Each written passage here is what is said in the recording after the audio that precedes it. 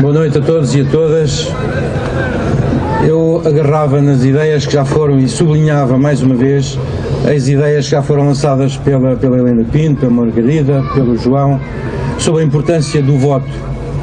Nós andamos por aí e ouvimos já durante esta pré-campanha, durante este período em que já andámos a contactar inúmeras pessoas aí pelas ruas e pelas praças do distrito, ouvimos muita gente dizer que já não vale a pena. Desta vez, hoje ouvi inclusivamente uma pessoa dizer: vai ser a primeira vez que não voto, não vale a pena. Isto não muda nada. E eu sublinho aquilo que a Margarida acabou de dizer: vale a pena, é preciso votar. Porque se há uma coisa que todos nós, que já vivemos há alguns anos, sabemos, é que de braços caídos nunca se muda nada. E nós não podemos baixar os braços. É o pior que pode acontecer, é baixar os braços. Compreendemos o desânimo de muitos e de muitas que já votaram uma, duas, tantas vezes, iludidos pelas promessas de uns e de outros à vez e que sistematicamente foram enganados. Compreendemos esse desânimo, mas dizemos: de braços caídos nunca se muda nada. O que temos é que fazer outras escolhas. O que temos é que dar mais atenção ao que fazem os partidos, às posições políticas que tomam no Parlamento. Temos que nos esclarecer mais, debater mais, falar mais de política e haver mais empenhamento. Isto é uma exigência que se coloca a cada um e a cada uma, cidadão ou cidadã. É um esforço que é exigido a cada um, porque é uma responsabilidade que cada um e cada uma vai ter no dia 4. No momento de escolher, essa é uma responsabilidade a que ninguém pode faltar. Temos o dever de não faltar a essa responsabilidade. A história deste Conselho e a luta deste Conselho e agentes deste Conselho, que é onde vive gente de trabalho, de luta e de cultura, ensinam-nos muito. Ainda há pouco a Margarida falava, e suponho que a Helena também falou nisso, do lugar simbólico que era esta praça. Eu estava a pensar que há um pouco mais de 40 anos, já eu andava nestas lides da política, ainda antes de 25 de Abril, e éramos um pequeníssimo punhado de pessoas, dos quais eu era dos mais jovens, que se reunia ali atrás, meio clandestinamente, ali no Cineclube, a conspirar contra o regime, enfim, com as nossas poucas forças, mas que o fazíamos também com entusiasmo. E pensava o mundo que se ganhou com o 25 de Abril. O passar de meia dúzia de pessoas ali dentro, escondidas, com medo, clandestinamente a conspirar contra o regime, ao direito que se ganhou de vir para esta praça e aqui dizermos livremente aquilo que pensamos. Ganhámos muito com o 25 de Abril. E muito do que ganhámos, para além da liberdade de nos reunirmos, de falarmos, de nos expressarmos, é também o direito de votarmos. E isso custou muito, exigiu muito, foi preciso lutar muito. E o povo de Torres Novas sabe isso muito bem. Sabe, o povo de Torres Novas, os torrejanos e as torrejanas, sabem o muito que foi preciso lutar aqui em Torres Novas e no país todo para que houvesse liberdade e para que pudéssemos votar. E se é importante votar no dia 4 para ganharmos esse futuro, permitam-me que por uma vez fale também desse passado e o invoque, porque não podemos trair esse esforço de tantos e de tantas que pagaram com a prisão o direito de votarmos e ficarmos em casa no dia 4. Não temos esse direito.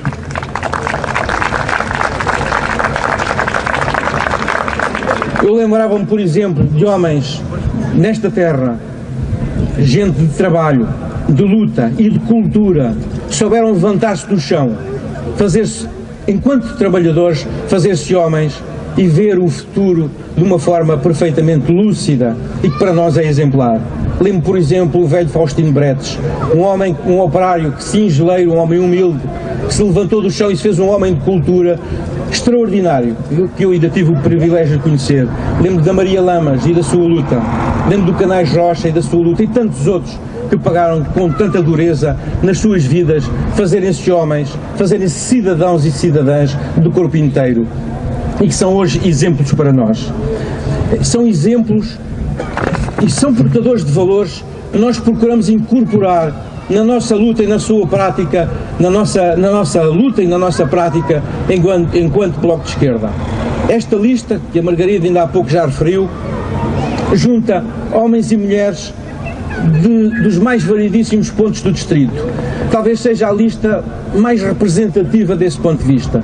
Temos na lista pessoas de 11 concelhos e eu não conheço outra lista de candidato que seja tão ampla e tão representativa.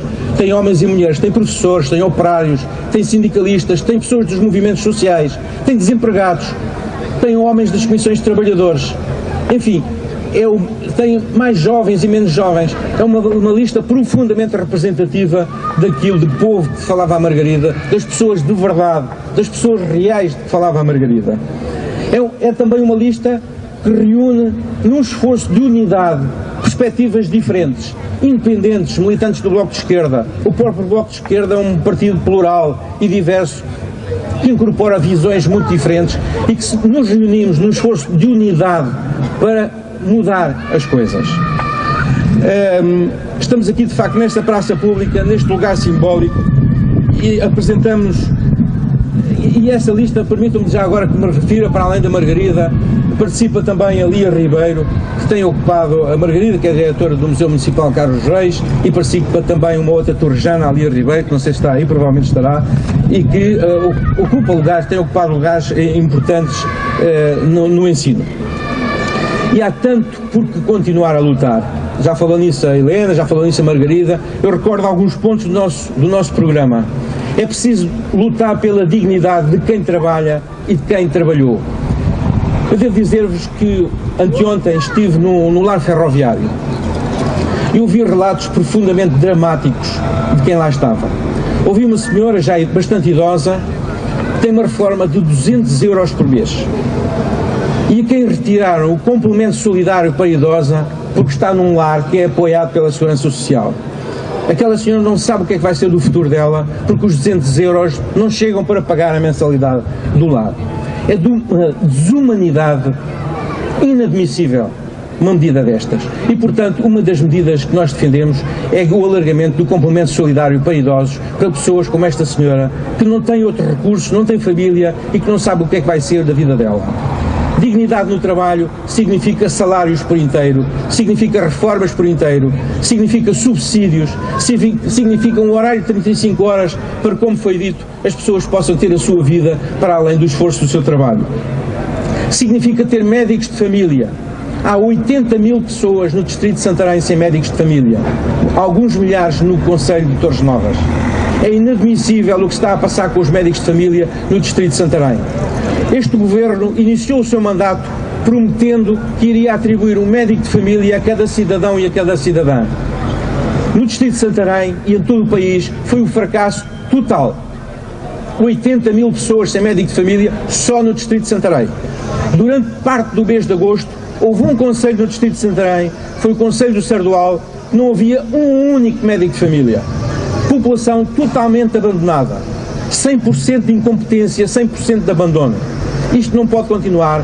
A saúde é um direito que todos e todas têm e não podemos renunciar a esse direito. Uma das nossas propostas é de facto a atribuição, porque há médicos para atribuir aos portugueses e às portuguesas. Há médicos, desde que lhes seja pago condignamente, desde que seja reconhecida a sua carreira, desde que sejam reconhecidos como trabalhadores e sejam alargados os quadros, há médicos para concorrer. O argumento de que não há médicos para concorrer nos concursos é falso. Há médicos para concorrer. E há médicos para concorrer porque eles estão a fugir para o estrangeiro, estão a fugir para a imigração, onde é reconhecidos e são pagos minimamente e condignamente. E há médicos disponíveis para continuar e não se reformarem se fossem bem tratados. E eu sei do que estou a falar. É preciso também lutar por um ambiente preservado. A Helena tem feito um trabalho notável e outros autarcas aqui do distrito do concelho de Torres Novas na denúncia da poluição do Almonda. É um trabalho que tem que ser prosseguido. Mas não é só a poluição do Almonda. Há a poluição do Alviela, a poluição do Rio Maior, a poluição do Tejo em vários pontos do seu percurso. Toda a bacia hidrográfica tem pontos negros. E já agora aproveito para falar do ponto negro que é o chamado Ecoparque do Relvão na Chamusca, onde nem sequer se sabe se sim ou não há infiltrações de materiais radioativos, porque esse assunto não está por esclarecido e ninguém fala nele.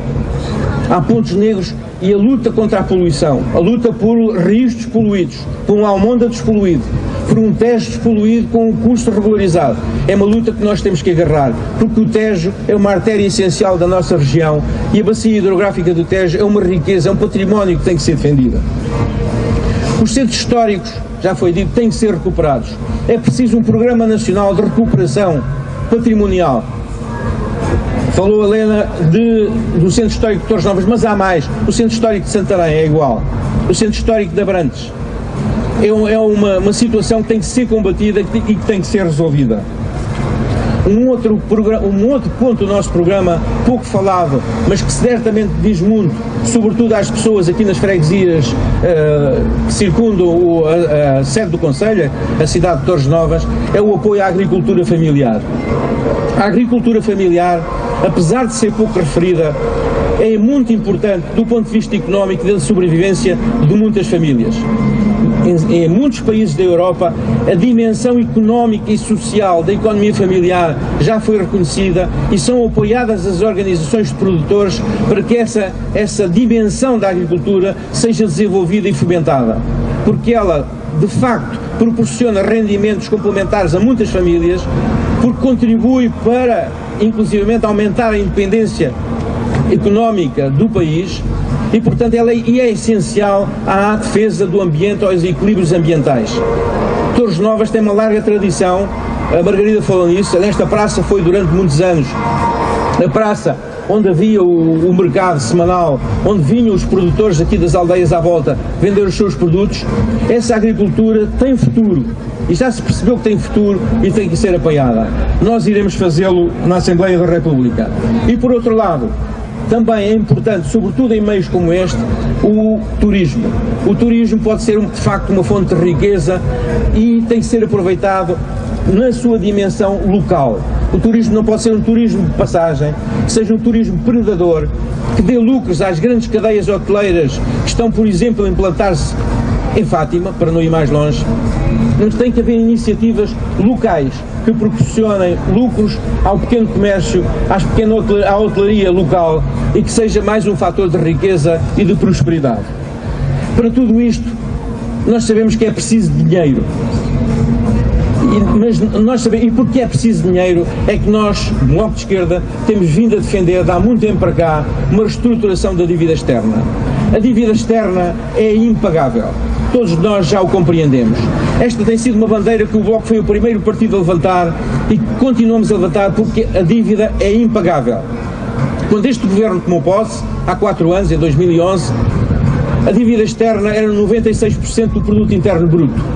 Depois de tantos sacrifícios, depois de tantos cortes de salários, depois de tantos cortes das pensões, depois de tantos cortes nos serviços públicos, a dívida é hoje 130% do produto interno bruto. É um poço sem fundo, é um buraco negro insaciável, para onde querem que continuemos a pagar em nome de uma política de austeridade que já mostrou que não é futuro para ninguém e que não é futuro para este país. Assim como o déficit externo continua a aumentar e está muito longe das sucessivas promessas que foram apresentadas e dos sucessivos planos que foram apresentados. É preciso acabar com a política da austeridade, porque a política da austeridade que cortou salários, que cortou subsídios, que cortou serviços públicos, que degradou serviços públicos, essa política predadora não resolveu um único problema do país e está a empobrecer a generalidade das pessoas que trabalham e que mereciam ter uma vida digna ou uma reforma digna. É por isso que a política da austeridade tem que ser derrotada no dia 4 de outubro. E não podemos acabar com uma política da austeridade para passarmos por uma política de meia austeridade, ou como alguém já disse, de uma austeridade fofinha, servida em meias doses. É por isso, é preciso virar a situação, é preciso mudar a situação de uma vez por todas. E é por isso que o voto de esquerda é o voto útil, porque é o voto de quem não transigiu, é o voto dos deputados que se bateram na Assembleia da República de uma forma exemplar e combativa, como foi o caso da Helena Pinto e de muitos outros camaradas nossos. A política da austeridade tem que ser derrotada, como está a ser derrotada por autarcas aqui no Conselho de Torres Novas, nas freguesias, na Câmara, na Assembleia Municipal. E é essa política, essa combatividade, esse trabalho tem que ser que nós nos propomos prosseguir, e é em nome disso que nós vos apelamos que votem no Bloco de Esquerda e que não fiquem em casa no dia 4 de outubro.